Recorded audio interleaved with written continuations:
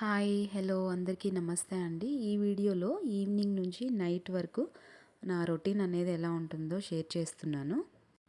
ఇక్కడ చూడండి, గాలి ఫుల్గా, వర్షము అసలు ఎంత హెవీగా అనిపిస్తుంది రెయిన్ అనేది.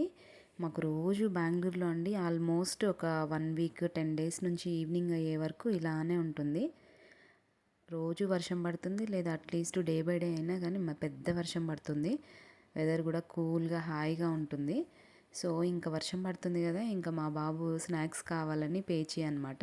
సో ఇది ఈవినింగ్ 4:30 స్నాక్స్ అనమాట.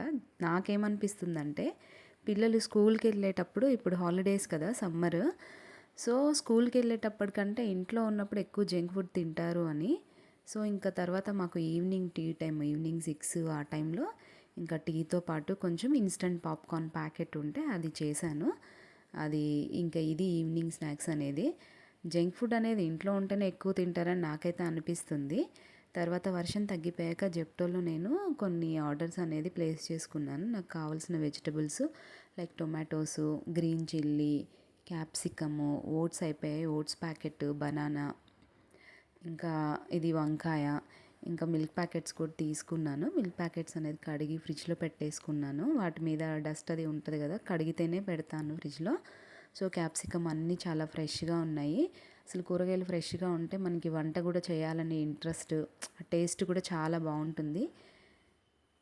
ఇంకా నెక్స్ట్ వచ్చేసి ఒక స్ట్రెస్ రిలీఫ్ టిప్ అనేది షేర్ చేస్తున్నాను. జనరల్గా మన ఇంట్లో పిల్లలు ఉన్నప్పుడు మన దగ్గర కలరింగ్ బుక్స్ అనేది ఉంటాయి కదా, మనకి రోజు ఒకటే రొటీను, లేదా ఏదైనా మైండ్ బాగాలేనప్పుడు అట్లా మనకి ఒకటేలాగా రొటీన్గా బోర్గా అనిపించి స్ట్రెస్గా మనం ఏదైనా ఆలోచిస్తూ స్ట్రెస్గా ఫీల్ అయినప్పుడు ఇలా కలరింగ్ అనేది మనం కూడా పిల్లలతో పాటు చేస్తూ ఉన్నాం అనుకోండి, ఆ కలర్స్ అంతా ఆ కలర్ఫుల్గా ఉండడం వల్ల, అలా చేయడం వల్ల మనకి తెలియకుండానే చాలా వరకు మనలో ఉన్న స్ట్రెస్ అనేది రిలీఫ్ అయిపోతుంది మనకి.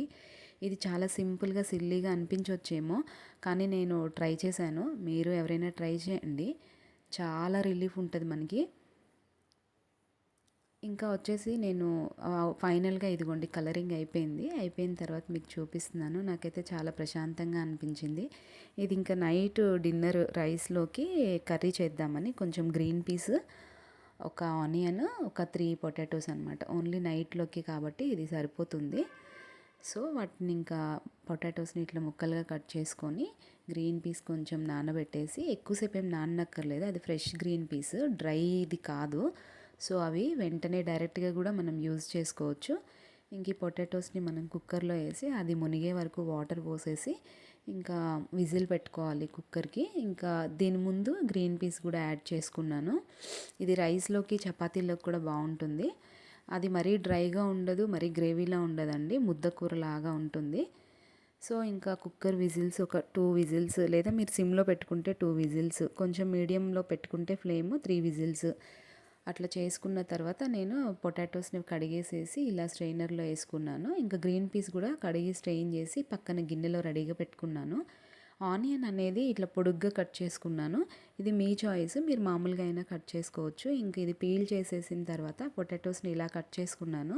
మీడియం సైజు ముక్కల్లాగా కట్ చేసుకొని, ఇంకా మనం రెగ్యులర్గా కర్రీ చేసుకున్నట్టుగా ఒక బాండీలో తాలింపు కోసమని ఒక 3 టేబుల్ స్పూన్స్ ఆయిల్ తీసుకొని ఇంకా తాలింపు గింజలు అనేది యాడ్ చేసుకుంటున్నాను.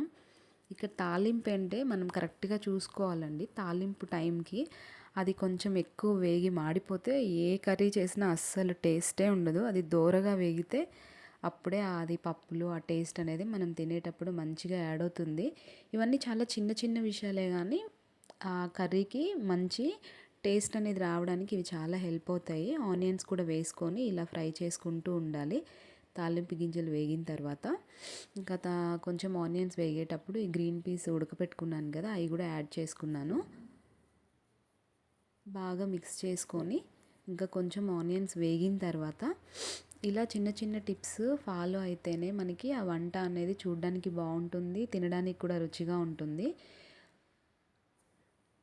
ఆనియన్స్ ఇలా వేగిపోయేటప్పుడు మనం మధ్య మధ్యలో కలుపుకుంటూ ఉండాలి, లేదంటే మాడిపోతుంది. ఇంకా ఈ కట్ చేసి పెట్టుకున్న బంగాళదుంప ముక్కలు కూడా యాడ్ చేసుకొని మన టేస్ట్కి తగ్గట్టుగా ఉప్పు కారము అనేది యాడ్ చేసుకొని ఇలా బాగా మిక్స్ చేసుకోవాలి.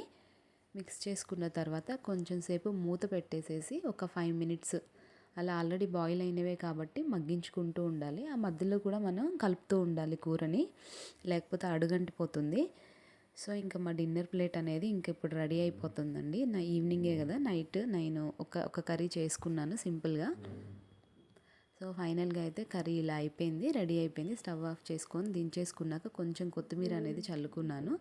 ఈ కొత్తిమీర కూడా మనకి మంచి చూడ్డానికి లుక్ని, మంచి టేస్ట్ కూడా యాడ్ చేస్తుంది.